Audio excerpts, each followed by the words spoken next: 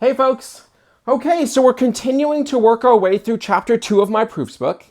We've just finished doing three propositions in a row, proving them, which are all of the form if n is even or odd, then this other thing is also even or odd, or if you have a pair of even numbers or a pair of odd numbers, then such and such is even or odd.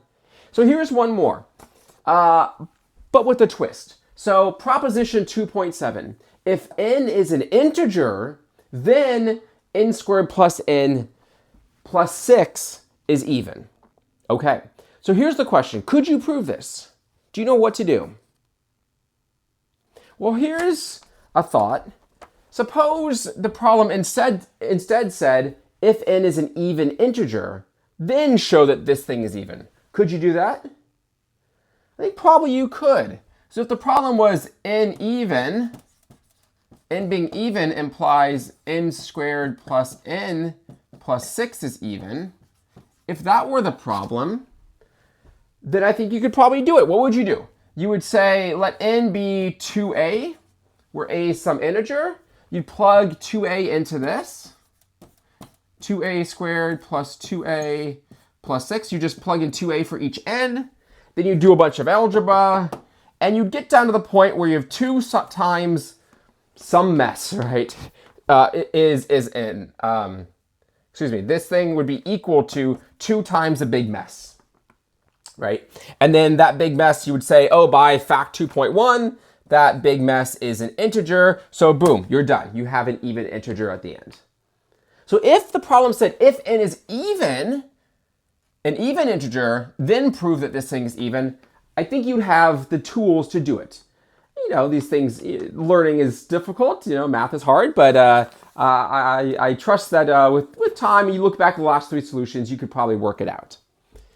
Likewise, if I said assume that n is an odd integer, prove that this is even, you could probably again do it. Now you would assume n is 2a plus 1.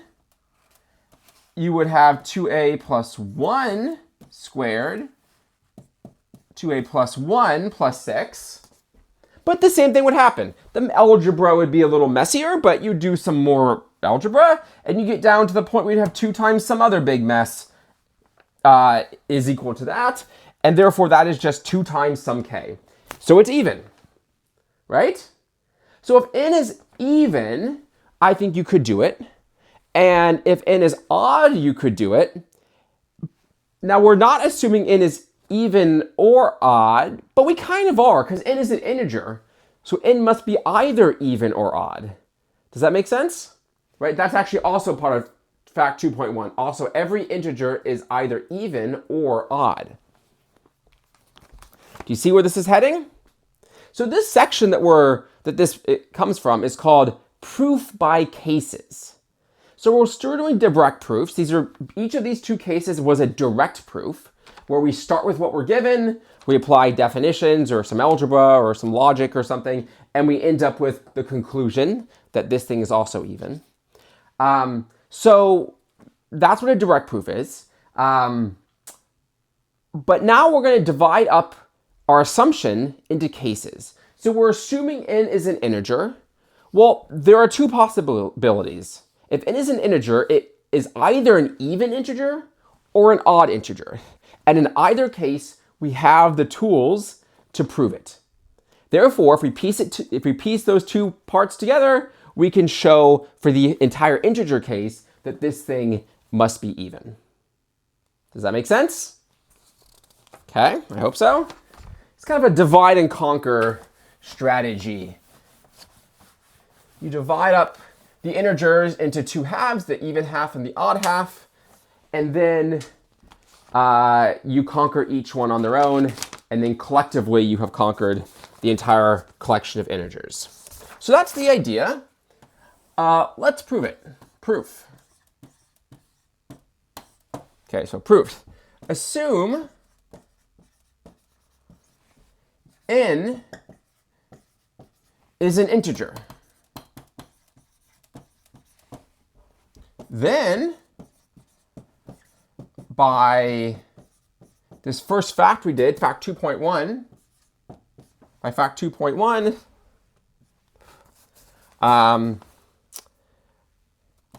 n is either even or odd. Okay, it's even or it's odd. Those are the two options. So let's do two cases. So case one is n is even. So for the time being, we're going to assume more. We're going to assume that not only is n an integer, but it is in fact an even integer. Okay, so assume n is even. So now we're going to apply the definition of an even number, definition 2.2. So by definition 2.2, we know what it means to be even. But definition 2.2, n equals 2a for some integer a. Okay, so this is exactly how we set up the last three problems. Now the next step, remember, was some algebra. So thus, n squared plus n plus 6. We would like to show that this is 2k for some k. So this thing is equal to 2a squared plus 2a plus 6, right? Move my equal sign over a little bit. So let's just do some algebra. You square this out, you get 4a squared plus 2a plus 6. And again, we're trying to get down to 2k, or 2 times something that we know is an integer. So do you see what to do? Yeah, you just factor out a 2. So that's 2 times 2a squared plus a plus 3. And now we just have to conclude that we have to say that this is an integer, which we can do by fact 2.1, because it's just a combination of multiplication and addition. And then we say, therefore, this is 2 times some k. Therefore, this is indeed even. And following the string of equalities, that means that this is even. Okay, let me go down here. And since by fact 2.1, 2a squared plus a plus 3 is an integer. I'm trying to squeeze this in this half of the board. Integer.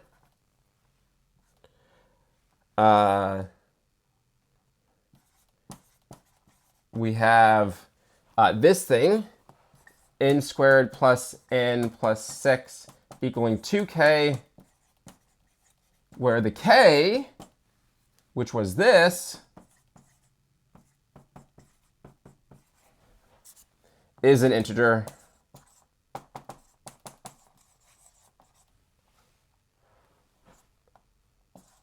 I'll just say, and hence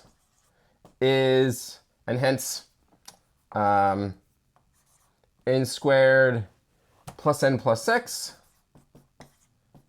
is even. Okay, just squeezed it in. Is that legible? At least on my screen it is. If you're reading on a phone, I guess it might be a little small, but if you're reading on a PC or something, it should be clear. Okay, so that's the end of case 1. Okay, so case 1 has now been proven.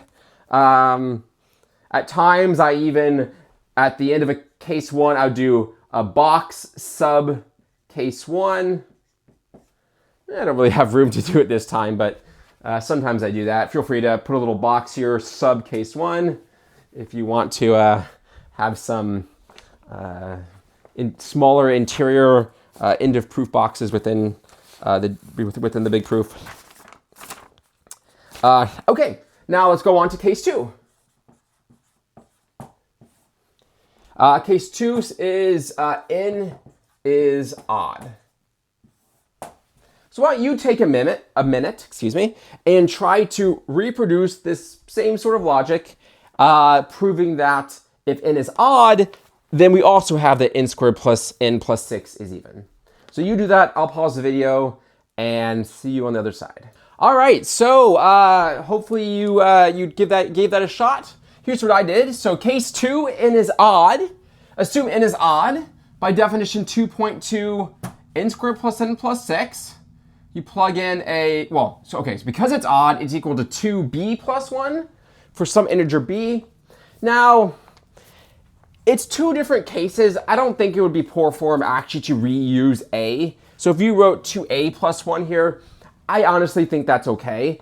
Within your proof, you have one segment, which is one case, another segment, which is that case. So I think the reader would naturally delineate them in their minds and not think that this a could potentially be the same a over there. Nevertheless, if you want to be extra careful, which is perfectly fine at this stage, you could use a new variable like I did. Okay, so you plug in 2b plus 1 for each n. You do some algebra. And I got 2 times 2b squared plus 3b plus 4. And by fact 2.1, this thing must be an integer. So it's equal to 2l, where l is an integer. And therefore, by definition 2.2, we've shown that n squared plus n plus 6 is once again even. Okay, so we did the two cases. Are we done? Well, logically, yes, but it's good to have a sort of concluding statement. Actually, not quite logically. We did two cases. We answered, yeah, okay, so at the beginning we did say that n must be even or odd, and we do the two cases. But, it's good to then at least state that why the two cases were sufficient for the problem. We basically did that at the front, but nevertheless, it's good to have a concluding statement. So that's what I'll do now. I'll say, we have shown that n squared plus n plus 6 is even so it's even whether n is even or odd.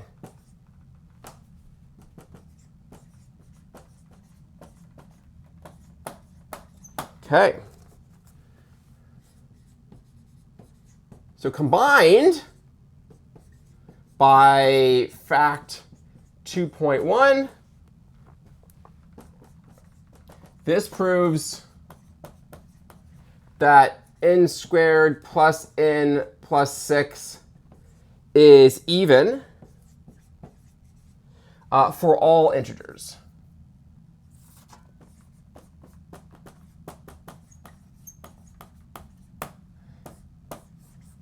And that is what we were asked to prove, and therefore that does conclude the proof.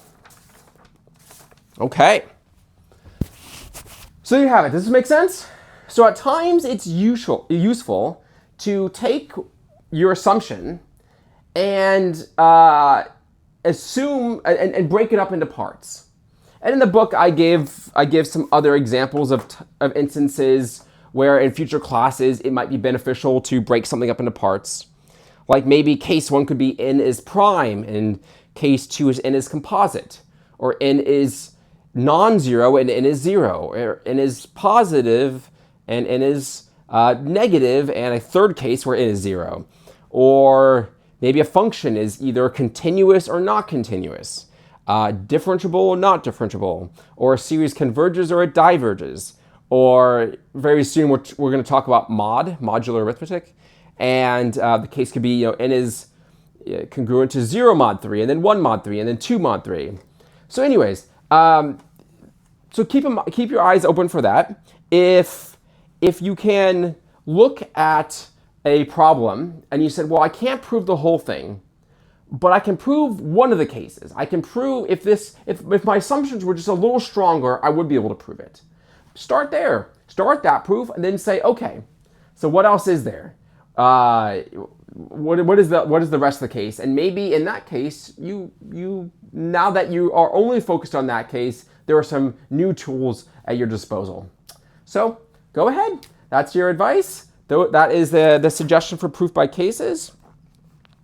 And